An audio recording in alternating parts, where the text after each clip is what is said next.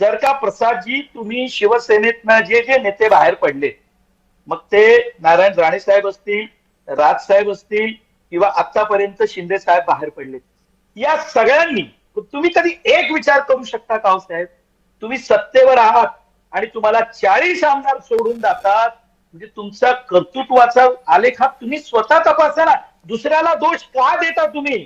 आयुष्यभर तुम्ही माझं हे चोरलं, माझं ते चोरलं, मी हे केलं, मी ते केलं.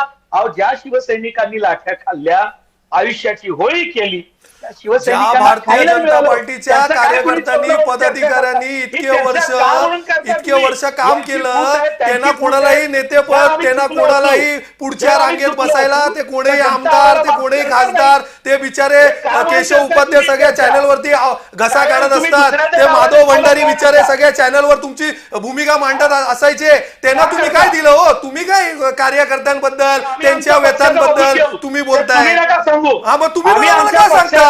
तुम्ही नाही सांगणार, मी नाही सांगणार. तुम्ही बोलणार तर तुम्हाला त्याच भाषेत उत्तर देणार. तुम्ही निष्ठेच्या गोष्टी नका करू. तुम्ही पण निष्ठेच्या गोष्टी करू नका.